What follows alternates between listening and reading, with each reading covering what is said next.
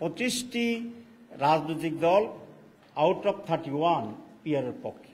কিছু দল পূর্ণ 2 কক্ষে চায়, কিছু দল আপার কক্ষে চায়। আমরা প্রথম কথা হচ্ছে ইলেকশন কমিশন যে বক্তব্য রেখেছেন তার বক্তব্যটা বিভ্রান্তিমূলক।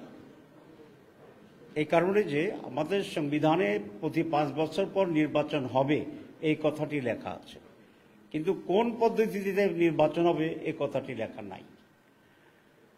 এখন আমরা অতীতে একটা পদ্ধতিতে নির্বাচন করে আসছি এবং সেই হিসাবে এবারও সেই পদ্ধতির কথা বলেছি, কিন্তু এবার যে নতুন করে আমরা পিয়ারের দাবি করেছি, সুতরাং এখানে 2টি পদ্ধতির এখানে প্রপোজাল, একটা ট্রেডিশনাল পদ্ধতি, একটা পিয়ার পদ্ধতি।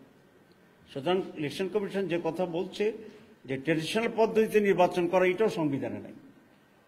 সুতরাং যেহেতু 2টা দাবি আছে, 2টা দাবি নিয়ে আলোচনা হওয়া উচিত, ইলেকশন কমিশন আলোচনা করা উচিত যারা এই দাবি করছে, এবং তারপরে একটা ফয়সালা হওয়া উচিত। এইটা নির্ধারণ না করে একতরফাভাবে আগের নিয়মে ইলেকশন কমিশনের রোডম্যাপ ঘোষণা করাটা একটি অন্যায় হয়েছে বলে আমরা মনে করি। আর একটি কথাকে বলে যে সংবিধানে নাই, আরেকটি দ্বারা বুঝাতে চেয়েছেন আরেকটা সংবিধান আছে, তাহলে এটা এক ধরনের বিভ্রান্তি এবং এটা ভুল তথ্য।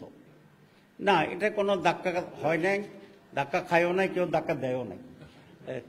এখানে যেটা আমরা বলেছি সেটা হচ্ছে 25টি রাজনৈতিক দল আউট অফ 31 পিয়ারের পক্ষে, এবং আমি সেটা আপনাদের ইতিমধ্যে বলেছি যে কোয়ালিটি এবং কোয়ান্টিটির ব্যাপারে আমাদের পার্থক্য আছে।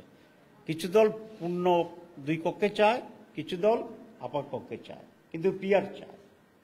আমি আবার রিপিট করলাম, এখন যে কথাটা বলেছেন, যারা পিয়ার চায় তাদের সকলের সাথে আমরা যোগাযোগ করছি, যদি সরকার স্বাভাবিকভাবে না করে, যাতে আমরা আন্দোলনে এই দাবিতে এক হইতে পারি। তো আমরা সেভাবে কাজ করছি।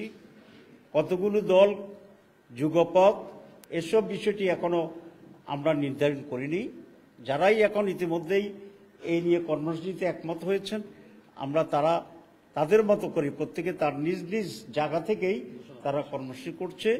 এখনো এটাকে আমরা যুগপথ বলতে চাচ্ছি না, এটা সেরকম কোনো সিদ্ধান্ত সেরকম হয়নি। কিন্তু যেহেতু দাবি এক, প্রত্যেকে তার মতো করেই আন্দোলনে নামবে, বক্তব্য রাখবে, এটা প্রত্যেকটি দলের নিজ এখতিয়ার।